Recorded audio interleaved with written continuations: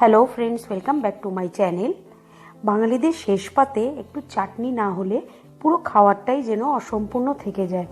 তাই আমি আজ খেজুর আমসত্ত্ব টমেটোর চাটনি নিয়ে এসেছি।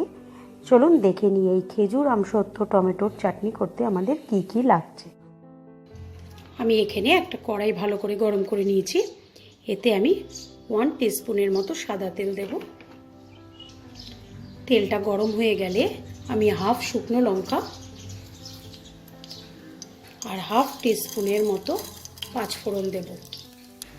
পাঁচফোড়নটা থেকে ভালো ভাজা ভাজা গন্ধ বেরোলে আমি এখানে 3টে টমেটো ছোটো করে কেটে নিয়েছি, ওই টমেটো 3টে দিয়ে দেবো।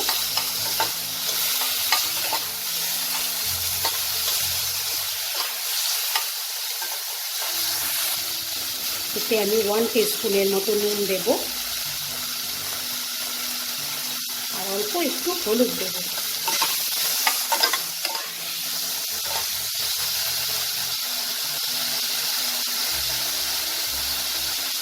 দিয়ে এটাকে আমি ঢেকে 5 মিনিট রান্না করব। 3-4 মিনিট পর আমি ঢাকাটাকে খুলব। টমেটোটা অনেকটা আমার নরম হয়ে গেছে। এতে আমি এবার এই হাফ ইঞ্চি মতো একটা আদা একটু গ্রেট করে দেব।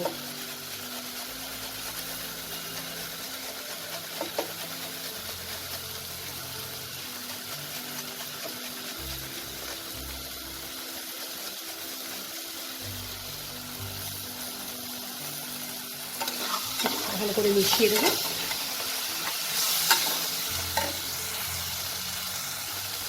আমি এখানে 8টা খেজুর দিয়ে দেবো।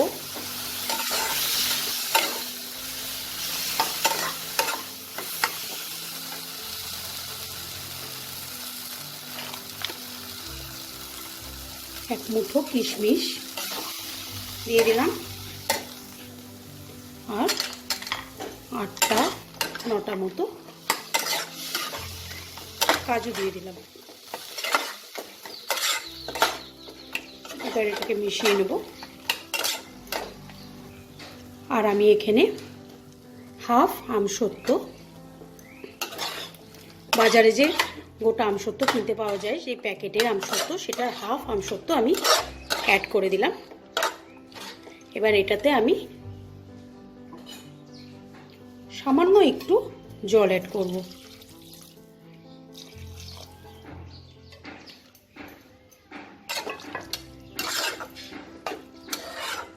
এটাকে আমি ঢাকা দিয়ে দেবো। 2-3 মিনিটের মতো ঢাকা দিয়ে দেবো। 3-4 মিনিট পর আমি ঢাকাটাকে খুলে নেব। এখানে আমার আমসত্ত্ব, খেজুর সব কিছুই খুব ভালোভাবে নরম হয়ে গেছে। এবার আমি এতে পরিমাণ মতো চিনি অ্যাড করব। এখানে আমি 4 টেবিল স্পুনের মতো চিনি অ্যাড করলাম। চিনিটাকে ভালো করে মিশিয়ে নেব। চাটনিটা আমার একদম রেডি হয়ে গেছে। আমি গ্যাসের ফ্লেমটাকে অফ করে দেব। অফ করে দিয়ে আমি এখানে একটা পাতিলেবুর রস একটু অ্যাড করলাম। চাটনিটা একটু টক ঝাল মিষ্টি হবে।